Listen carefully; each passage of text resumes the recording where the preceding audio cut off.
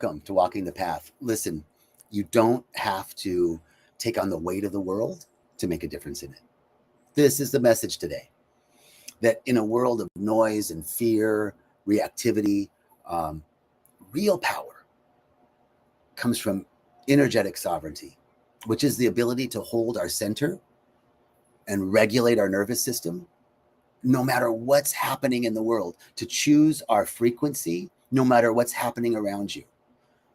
This is how we have emotional sovereignty.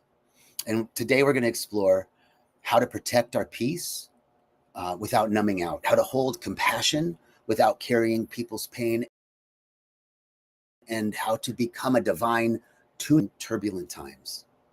So I just want to acknowledge that there's a lot of intensity right now. There's a lot of intensity in the world, the conflict that's going on in the world, the political climate change, AI, all of it. And the key to becoming a clear channel and not absorbing the chaos is to become sovereign within the chaos. And we often think, I often thought that caring deeply means that we have to carry it all. It seems like so much, but that's not spiritual maturity. That's energetic entanglement. And so the key to becoming a clear channel isn't about absorbing the chaos in the world. It's about becoming sovereign in it. And this means knowing what's yours and what's not yours. It means refusing to let external trait our inner sanctuary. And this is really what happens at Rythmia. Every week we learn that emotional healing is energetic. We learn how to hold our own field and to be sovereign. Sovereignty is the ability to direct our attention where we want, to place our thoughts where we want, to create affirmative narratives about life, not narratives of victimhood, and to be able to take action in our lives based on those affirmative narratives to improve our lives. This is sovereignty. So I want to talk a little bit about energetic sovereignty. And I would define energetic sovereignty as the capacity to stay rooted in our own energy, even when the world around us is in chaos. And it's the practice of holding our vibration steady, right? Not because I'm detached, but because I'm rooted and because I'm choosing to radiate a specific coherence. I'm choosing to radiate coherence rather than contributing to the noise. And it's just like a radio, right? Like a radio signal doesn't get clearer. Back in the day when you tuned the radio, it doesn't get clearer by tuning into static. And it's the same thing. Our ability to be of service comes from staying aligned with our own highest frequency, even when the world around us is spinning. So I guess like the metaphor is like in the storm, the most powerful thing we can do is anchor, And this isn't spiritual bypassing or detachment. It's really aligning with our soul's frequency, your individual frequency. This is an idea that I'm really interested in right now, that we can be empathetic without being energetically enmeshed or entangled. And empathy is like the sacred ability to witness another's experience with compassion and say, like, I see you, I hear you, I feel you, I'm here with you, right? But energetic enmeshment or energetic entanglement is when we take on the energy as if it were our own, carrying emotions that aren't ours. We get flooded with those emotions. And it's like trying to fix what isn't ours to fix, or losing our center in the process of being of service to another. And this is especially common among healers and empaths, and those of us who are conditioned to merge in order to feel safe or needed. So the truth is that compassion does not require absorption. And I want to talk about redirecting energy, especially in a conversation, right? There's one thing about taking on the news and being centered when we hear the news or what's going on, but also we're in conversations with people. And whether you're having whether you're being of service to someone and they're expressing something really heavy emotionally, being present with them does not require our depletion. It doesn't absorbing chaotic or heavy energy. We can actually learn to redirect that energy through breath work, through prayer, through movement, and through intention. When we meet intensity with awareness, excuse me, when we meet intention with awareness, we're alchemizing it. We're learning not to take it on. We channel it through and into something higher. Alchemy is transmuting something into something higher. It's like a lightning rod that's grounding a storm into the earth rather than letting it strike the heart. Right? We're talking about grounding and redirecting this energy. Like a doctor doesn't take on a patient's illness, right, when they treat them. We don't have to internalize someone's pain in order to care. So how do we I'm looking at this beautiful comment, Brother Diego. You're saying, hi, brother, in the way I see the storm is that we need to learn to dance with the rain and to think of the chaos only affects our world or energy if we really let it happen. Beautiful, brother. I mean, this is exactly what I'm talking about. Beautiful. That we can learn to redirect this energy first by staying in our body. To stay in the body, to feel our feet, to keep awareness of our physical presence, right? This anchors our nervous system and helps us not to fuse with others. So it could be something to yourself, I'm here, I'm safe, this is not mine to carry, right? As you're listening or as you're as you're listening to the news or observing what's happening in the world, this isn't mine to carry. I'm here, I'm safe, this isn't mine to carry. Then if you're speaking with someone, while they speak, you can gently slow your breath. Like let your exhale be longer than your inhale. And this signals to your body that you're safe and it subtly regulates the field around you. You're not like taking on their emotion. You're creating space for it to move and to soften. This is a process of redirecting energy. Another way that we can redirect energy is to reflect instead of absorb. Thank you, CL, saying this is valuable. I'm grateful. So instead of jumping into somebody's story, we can reflect back to them what we hear. This is a classic of redirecting, right? So somebody's sharing something with you, you could say, that sounds really hard. I can hear how much that's weighing on you. Or thank you for trusting me with that information. These responses aren't trying to fix somebody or to merge with their emotion. It's just acknowledging, right? That, oh, that sounds heavy. And that's also redirecting the energy. We're not carrying it. And so intention, using like an energetic intention, so that silently, when we are in conversation or when we're hearing difficult information, whether someone's sharing something personally or you're hearing the news or what's going on in the world, silently redirect our energy with phrases like, I allow this to move through me, not to me. I'm grounded. I'm a grounded witness. Maybe even asking to hold this with love. Like these are things we can say to ourselves. This is moving through me, not to me. I'm not letting this attach to me. And I want to hold this in love and I want to be a grounded witness. You're stating these intentions. Redirecting energy in conversation is about being a safe presence for the person to express, not a storage container. And so that's allowing the other person to be heard and letting their emotions without it dominating our own internal climate. And this is really what energetic sovereignty means. It means that we can sit with someone in their sorrow, but not drown in it, It's holding a loving space without losing ourselves. This is not coldness. This is clarity. And there's a difference between being a lifeguard and jumping into the water without a life vest, right? It's like we have to train ourselves. I love a quote that Reverend Michael says that you can't heal the world by joining its dysfunction.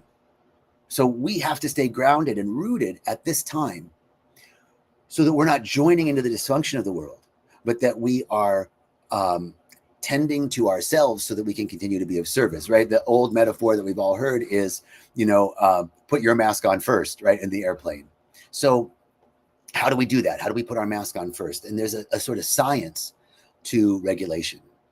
So trauma and reactivity create dysregulation.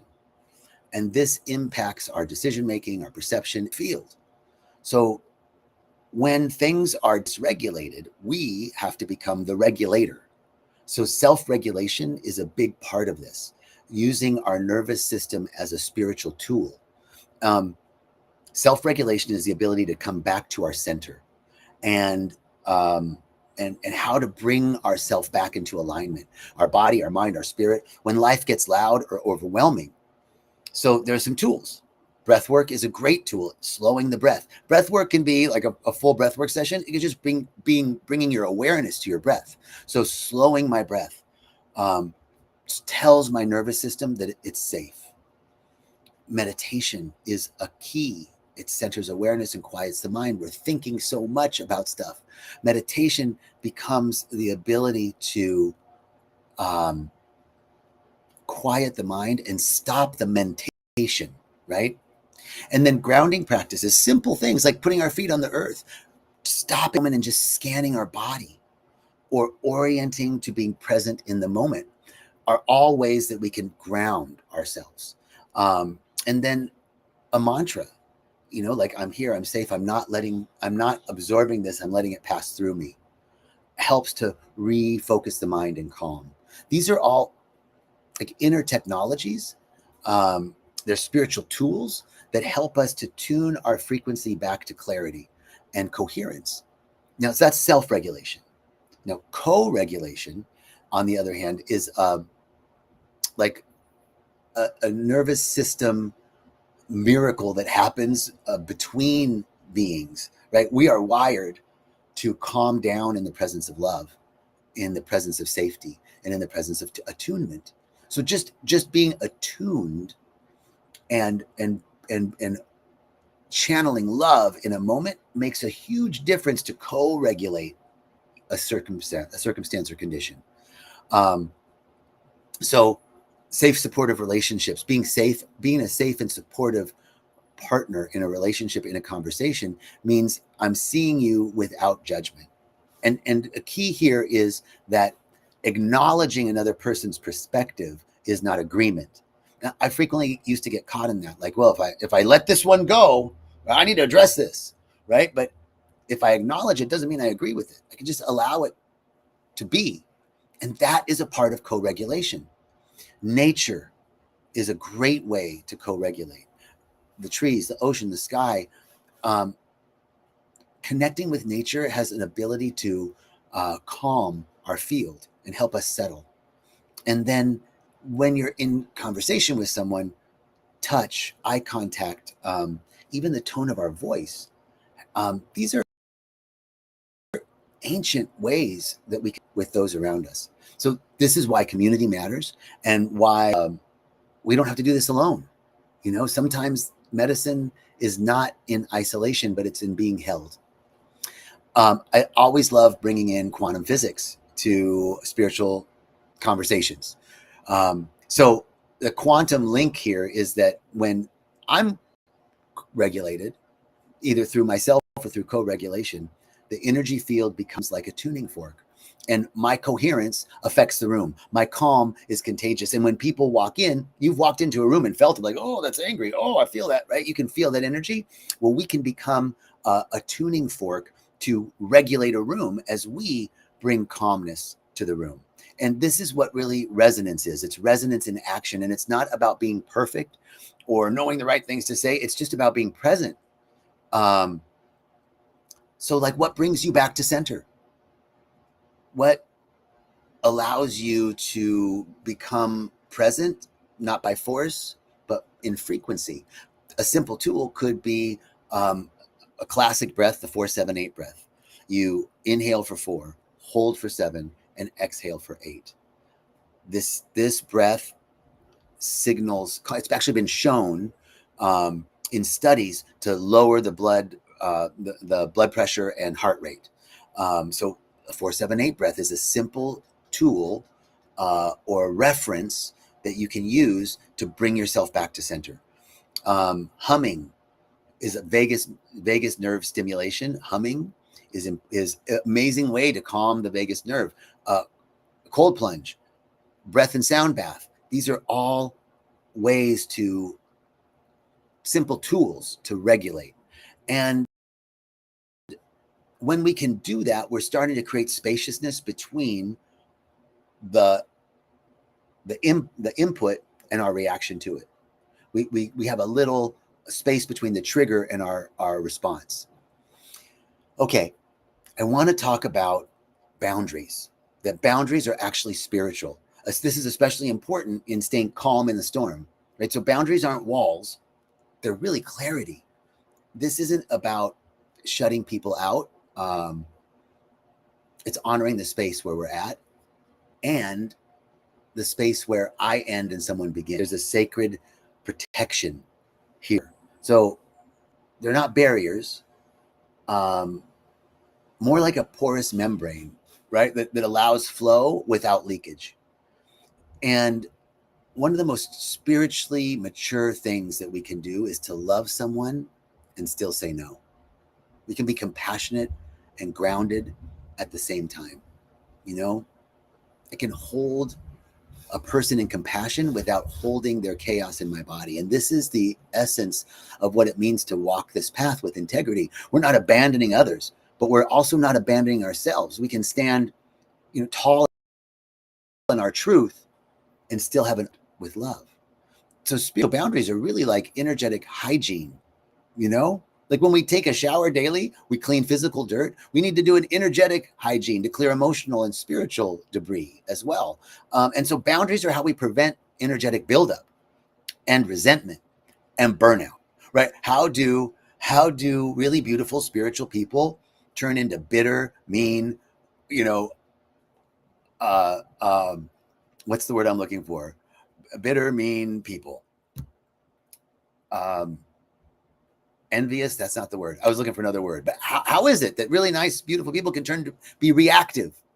Well, it's like saying yes when you mean no. That's one way that we become bitter, right? Or tolerating things that shrink my soul instead of stating our truth. And remember, I have my truth, you have your truth. My truth is my truth. It's not the. Remember that it's easy to state our truth. And also another way that I can create a boundary is by not letting others siphon my time, attention, or peace. So it's okay to say no. And there's some signs that if you are, leaking energy or allowing others to, not having good boundaries, if you're irritable or snapping at people you care about, that's a sign. If you feel spiritual fatigue, there's like a sense of inner depletion, even after rest. I feel that sometimes. And that's like a sign like, okay, I'm not setting clear boundaries. And then anxiety. Often it's tied to a lack of clarity or unspoken needs. So boundaries are clarity and our needs are our needs, and it's okay. Another sign that you're having leaky energy and you're not setting clear boundaries is, carrying the emotional weight of others, like emotional, like over responsibility. And these are like warning lights in your system because it's asking for alignment. I love what Susie says. Lo mío es mío, lo tuyo es tuyo, y no pasa nada. Right? What's mine is mine, what's yours is yours. It's all good. So let's see. Is there more to be said?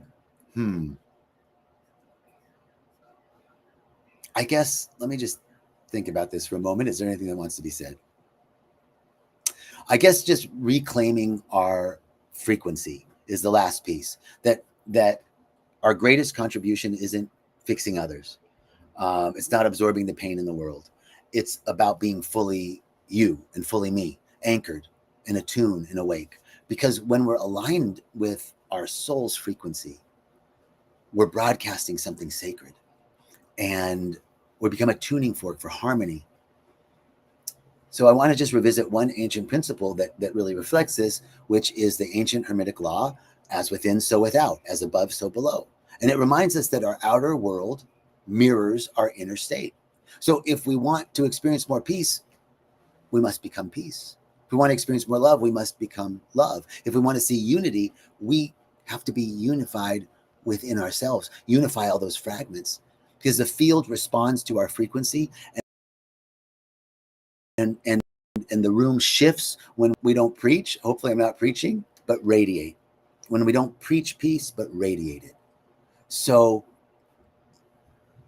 let's say anything else.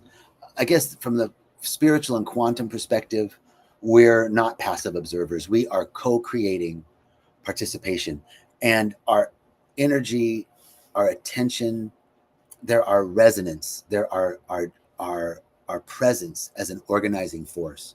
So to reclaim our frequency is not selfish. It's actually to be of service. It's our devotion is to make sure that our spiritual energy is clean, that we have good boundaries, that we're making sure that we're emotionally regulating ourselves, and that we're not taking on the weight of the world. We're redirecting that energy so that we can continue to be of service, so we can continue to be a field of peace and to hold our own energy with clarity and compassion and power. Susie, thank you. So great. Glad that you jumped on today. Thank you all for jumping on. Sending you much love, and I'll see you next week for Walking the Path. Have a great day. Peace and blessings.